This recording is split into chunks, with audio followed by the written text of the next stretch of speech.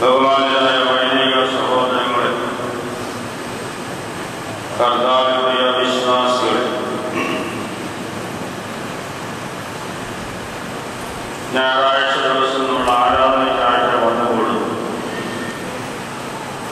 ആരാധനയിൽ നിന്ന് അനുഗ്രഹങ്ങൾ പ്രാപിച്ച് ജീവിതത്തെ മുന്നോട്ട് നയിക്കുവാനും ദൈവിക ശക്തിയും ദൈവിക ബലവും ആരാധനയിൽ കൂടി പ്രാപിക്കുവാനുമായിട്ടാണ് നാം കടന്നു വരുന്നത്.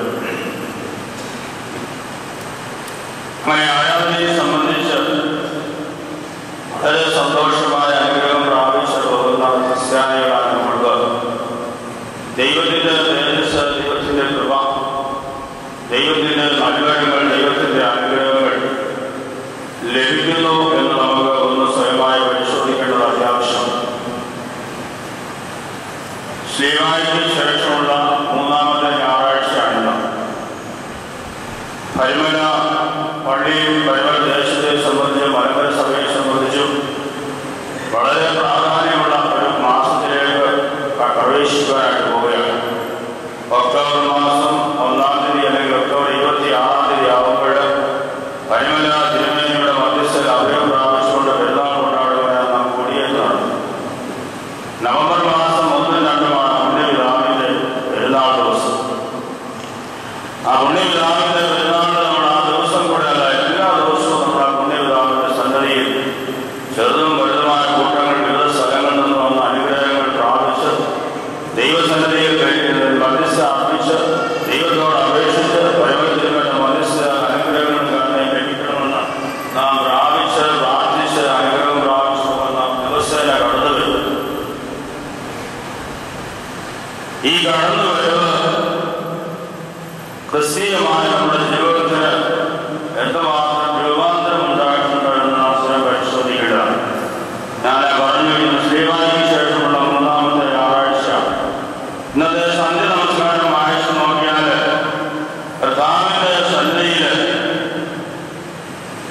ഒരു സഹോദരൻ, ഒരു ദാസന്റെ സന്നിധിയിൽ കടം വാങ്ങിച്ചവൻ വന്ന് കടം ചോദിച്ച് അത് വീട്ടുവാൻ വേണ്ടി സമയം ചോദിച്ച് അതിന് സമയം അനുവദിച്ച് കരുണ കാണിച്ച് അയക്കുന്ന ഒരു വ്യക്തിയാവും കാണുവാൻ സാധിക്കും. എന്നാൽ കടം ക്ഷമിച്ച് ആര് കടത്തിന് ക്ഷമിച്ചു നൽകിയോ ആ ക്ഷമയും വാങ്ങിക്കൊണ്ട് പോയ വഴിക്ക് അവനോട് കടം വാങ്ങിച്ചുകൊണ്ട് അവൻ്റെ കടം ചോദിച്ചപ്പോൾ യാതൊരു ക്ഷമയുമില്ലാതെ പെരുമാറുന്നതായിട്ട് കാണുവാനായിട്ട് സാധിക്കും. ദൈവസന്നിധിയിൽ നിന്ന് നാം അനുഗ്രഹങ്ങളും കൃപകളും വാങ്ങിക്കും. ദൈവത്തോട് നാം വളരെയധികം കരുണയും പ്രത്യാശയോട് പ്രാർത്ഥിക്കും. പക്ഷേ ദൈവത്തിൽ നിന്ന് അനുഗ്രഹങ്ങളും കരുണകളും നാം പ്രാപിച്ച് തിരികെ പോകുമ്പോൾ ദൈവ സൃഷ്ടിയിലായിരിക്കുന്ന വേറൊരു സഹോദരൻ നമ്മളോട് സ്വല്പം കരുണയ്ക്ക് വേണ്ടി യാചിച്ചാൽ യാതൊരു ദാക്ഷിണ്യമില്ലാതെ അവൻ്റെ കൊങ്ങായിക്ക് പിടിച്ച് നിൽക്കും. അതാണ് പറഞ്ഞിരിക്കുന്നത്. കാരണം നാളെ പറഞ്ഞുള്ളൂ. ദൈവത്തിന്റെ ദാസന്റെ ദൈവസന്നിധിയിൽ വന്ന് നാം കണ്ണുനീരോടുകൂടെ പ്രാർത്ഥിച്ച് കരുണയും യാചനയൊക്കെ നടത്തി തിരികെ പോകുമ്പോൾ വളരെയധികം പ്രയാസവും ഭാരവും ബുദ്ധിമുട്ടും ദുഃഖവും സഹിക്കുന്ന ഓരോരുത്തരുടെ പടിക്കൽ വന്ന് സ്നേഹിത സഹോദര, എനിക്ക് കഷ്ടപ്പാടുണ്ട്, പ്രയാസമുണ്ട്, ഭാരമുണ്ട്, എന്നെ ഒന്ന് സഹായിക്കണം എന്ന് നമ്മളോട് ആവശ്യപ്പെട്ടാൽ നമ്മൾ മുഖം തിരിഞ്ഞ് നടന്നു പോകുന്നതായ അവസ്ഥ. ഇതാണ് ഇന്നത്തെ ഈ അവയവം കാണുന്നത്. അതുകൊണ്ട് അടുത്ത ഭാഗത്ത് കാണുന്നത് പ്രഭാത നമസ്കാരങ്ങൾ കാണുക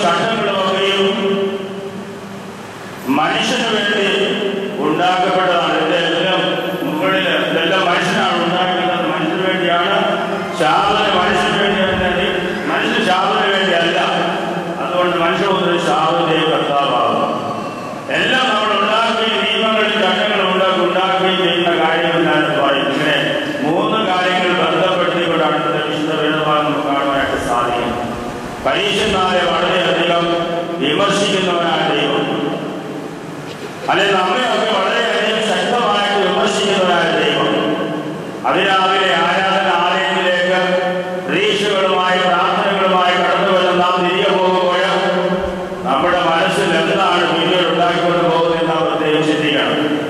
ആലയത്തിലേക്ക് കയറുമ്പോൾ നമുക്ക് വളരെ ഭക്തി, വളരെ വിനയം, വളരെ ക്ഷമ, സ്നേഹമുണ്ടെന്ന് പറയാനൊക്കെ ഇതെല്ലാം നാം പ്രകടിപ്പിച്ച് വരുന്നു. വന്ന് കയറുന്നു. മറ്റുള്ളവർ കണ്ടാൽ വളരെ മാന്യനായ ഒരു മനുഷ്യൻ, ഈ ലോകത്തിൽ വളരെ മാന്യൻ, പക്ഷെ ദൈവസന്നിധിയിൽ ഇവൻ എങ്ങനെയെന്ന് അറിയപ്പെടുന്നില്ല. അതുകൊണ്ടാണ് പറയുന്നത് എല്ലാ നിയമങ്ങളും ചട്ടങ്ങളും ഉണ്ടാക്കപ്പെട്ടിരിക്കുന്നത് മനുഷ്യൻ തന്നെയാണ്. അത് മനുഷ്യന് വേണ്ടിയാണ്. ഇതിന്റെ ഉള്ളിൽ അധികാരിയാണ് ക്രിസ്തു എന്ന് നാം പ്രത്യേകിച്ച് മനസ്സിലാക്കുക. അതുകൊണ്ട് ദൈവസന്നിധിയിൽ നാം കടന്നു വരുമ്പോൾ അധികാരങ്ങളും ചട്ടങ്ങളും നിയമങ്ങളും പരീക്ഷന്മാരുടെ കാര്യങ്ങൾ നോക്കിക്കഴിഞ്ഞാൽ അവർക്കായിട്ട് 613 പ്രമാണങ്ങളുണ്ടായിരുന്നു. അവരുടെ ചട്ടങ്ങളായിട്ട് നിയമങ്ങളായിട്ട് അതിൽ 365 എണ്ണം പാലിക്കപ്പെടേണ്ടതല്ല, പാലിക്കപ്പെടേണ്ടതാണ്. 247 എണ്ണം പാലിക്കണം നിർബന്ധമില്ല. ഈ 365 എന്ന് പറയുന്നത് പിതാക്കന്മാർ പറയുന്നത് 365 ദിവസത്തെ കണക്കുണ്ട്. 247 നമ്മുടെ മനുഷ്യന്റെ ശരീരത്തിലെ അസ്ഥികളെ കുറിച്ചാണ് പറഞ്ഞിരിക്കുന്നത്. അതങ്ങനെ പിതാക്കന്മാർ പറയുന്നത്.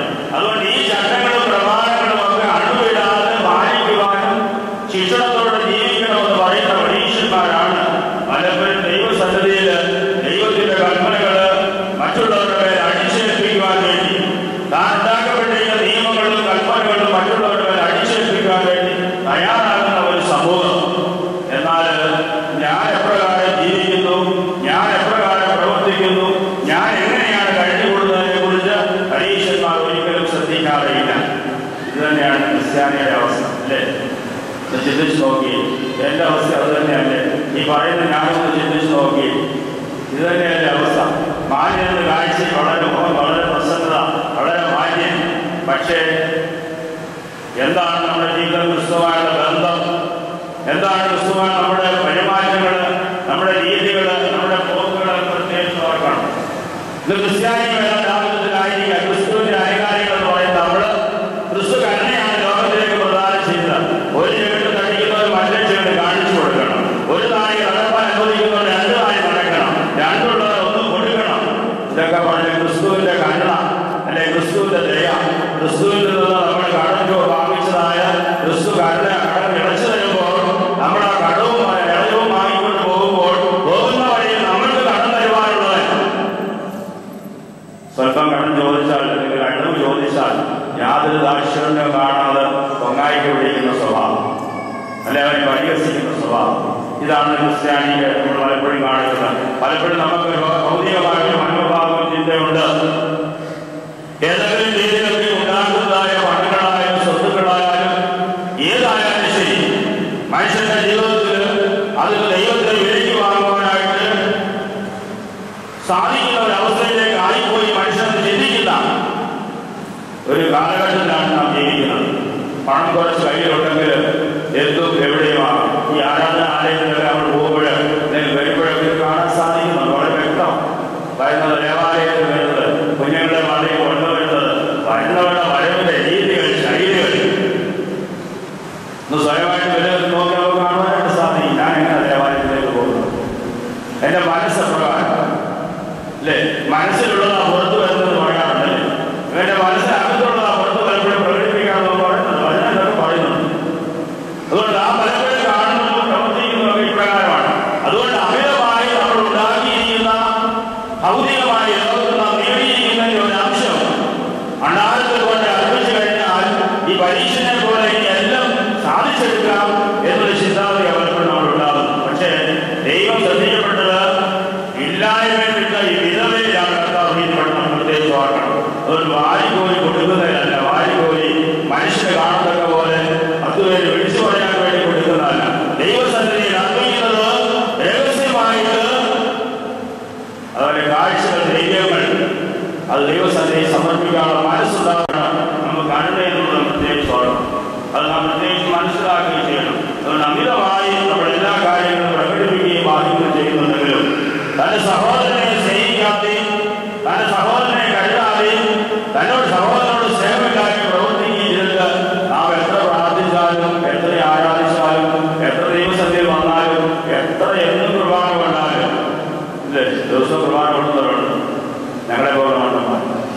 ഇല്ലേ?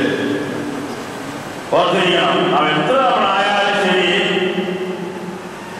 അന്യോന്യം കരുതാതെ മനസ്സിൽ സ്വന്തം മകയും വെച്ചുകൊണ്ട് നമ്മൾ പറയുന്നുണ്ട്, ഇത് വിശുദ്ധിയുള്ളവർക്കും വെടിപ്പുള്ളവർക്കും നൽകപ്പെടുന്നു.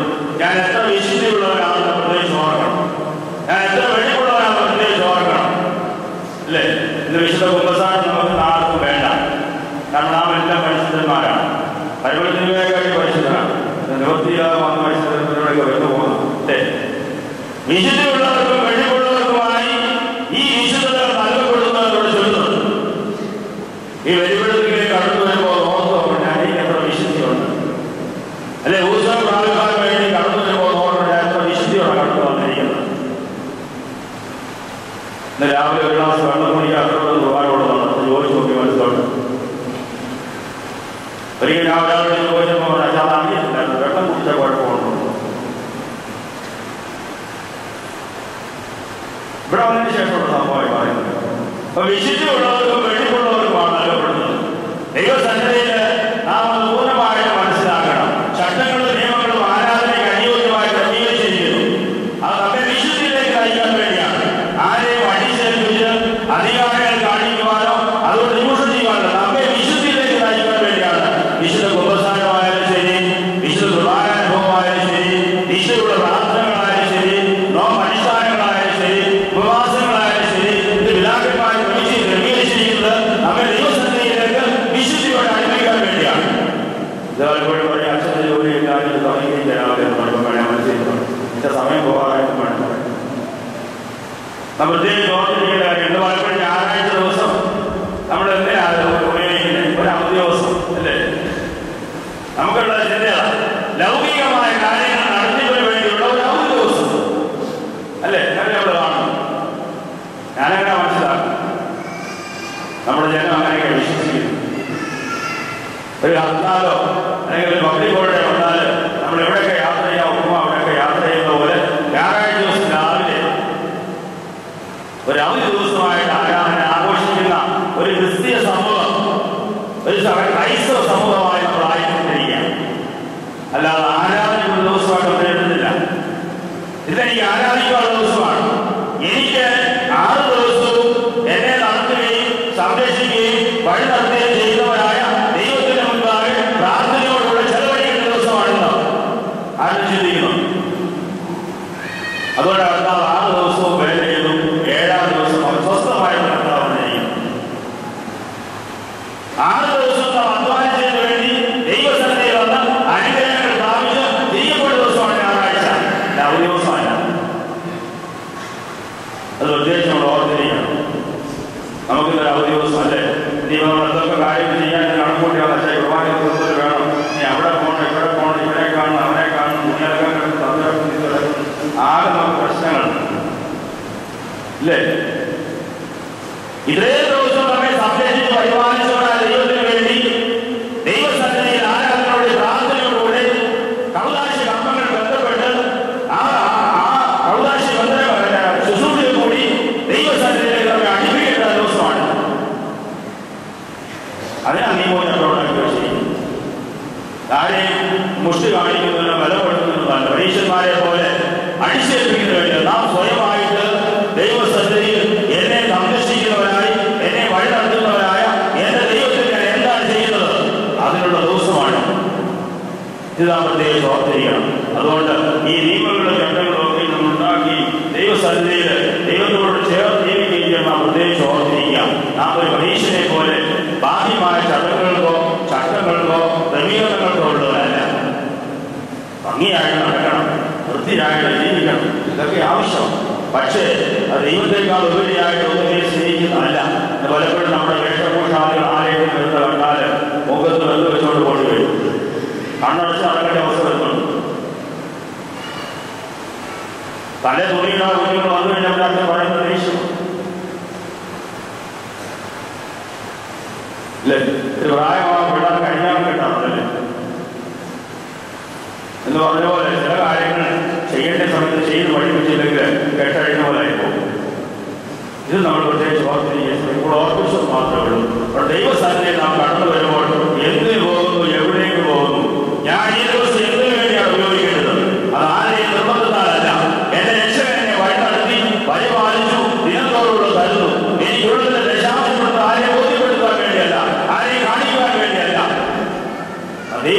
ദൈവസന്നിധിയിൽ പൂർണ്ണമായി സമർപ്പിക്കാനുള്ളതാണ്. താനും കൊണ്ടുപോകുന്നത് ഒരു മഹാന്മാരും കൊണ്ടുപോയിട്ട് ഒരു ഹൈന്ദവനായ ഒരു മനുഷ്യൻ പറയുന്നുണ്ട്, ഞാനൊരു ക്രിസ്ത്യാനിയല്ല, പക്ഷേ ക്രിസ്തുവിൻ്റെ പല കാര്യങ്ങളും ഞാൻ അനുകരിക്കുവാൻ തയ്യാറാകുന്നുണ്ട്. അവരുടെ പഠിപ്പുകൾ പലതും ഞാൻ പഠിക്കുവാൻ തയ്യാറാകുന്നുണ്ട്. അവരുടെ ചട്ടങ്ങൾ പലതും ഞാൻ പഠിക്കുവാൻ തയ്യാറാകുന്നുണ്ട് എന്നൊരു ഉറച്ചാതെ അഡ്വൈസ് പറയുന്നത് കാണാൻ സാധിക്കുന്നുണ്ട്. നാം പ്രത്യേകിച്ച് ഓർത്തിരിക്കാം, ക്രിസ്ത്യാനി ആകണമെന്നില്ല ദൈവസന്നിധിയിലേക്ക് അടുത്ത് വരുവാൻ, ദൈവത്തോട് ചേർന്ന് നടക്കുവാൻ. ക്രിസ്ത്യാനി ആയതുകൊണ്ടും വലിയ പ്രയോജനമില്ല. അടുത്തുകൊണ്ട് എനിക്ക് പ്രതീക്ഷിക്കുന്നുണ്ട്. എല്ലാവരുടെയും ചിന്തയാണ്, ആദ്യം കുർബാനയെ കണ്ട് വായി പൊളിച്ചു കഴിഞ്ഞാൽ അതിനകത്ത് വീണ്ടും എല്ലാം ദൈവം അവർക്ക് നോക്കിക്കൊള്ളുന്നു. ദിവസം വാക്കുണ്ടല്ലേ, എൻ്റെ ശരീരം ഭക്ഷിക്കുകയും എൻ്റെ രക്തം കുടിക്കുകയും എന്നിലും ഞാൻ അവനെ വസിക്കുന്നുണ്ട്. പക്ഷെ അവൻ്റെ മനസ്സ് അതോട് ശരിയാവണം, അവൻ്റെ ഹൃദയം ശരിയാവണം, അവൻ്റെ ജീവിതം ശരിയാവണം, അവൻ്റെ നടപ്പ് ശരിയാവണം, അവൻ്റെ പോക്ക് ശരിയാവണം. നേരത്തൊന്നും വേണ്ടാമെന്ന് വിളിക്കുമ്പോഴാണ് അവന് വേണം, അത് ശരിയാണ്. ചിലർക്കൊണ്ട് അച്ഛൻ പറഞ്ഞു കഴിഞ്ഞാൽ അതൊന്നും വേണ്ട, അതും വിളിക്കും ശരിയല്ല. അവനവനെ പരിശോധിച്ച് അവനവന്റെ തെറ്റുകൾ ദൈവസന്നിധിയിൽ വന്ന് കഴിയുവാൻ തയ്യാറാകുമെങ്കിൽ മാത്രമേ അവൻ ക്രിസ്തുവിനാകുള്ളൂ, ക്രിസ്തുവിനുള്ളവനാകുള്ളൂ. അത് പ്രത്യേകിച്ച് ഓർത്തിരിക്കാം. പൗലോസേനോട് വ്യക്തമായി പറയുന്നുണ്ട്, അപ്പോൾ ദൈവസന്നിധിയിൽ വളരെ വിശുദ്ധിയോടുകൂടെ ദൈവത്തിന്റെ ദൈവിക അനുഗ്രഹങ്ങളോടുകൂടെ എന്നെ എന്തിനാ ഈ ലോകത്തിലെ ഗുരുവാക്കിയിരിക്കുന്നു, എന്താണ് എന്റെ പിതാവിന്റെ ലക്ഷ്യം, അവൻ എന്താണ് എന്നെ ആഗ്രഹിക്കുന്നത്, ആഗ്രഹം എന്താണ് മനസ്സിലാക്കാനുള്ള കഴിവും ബുദ്ധിയും ശക്തിയും ഒക്കെ ദൈവം നമുക്ക് തന്നിട്ടുണ്ട്.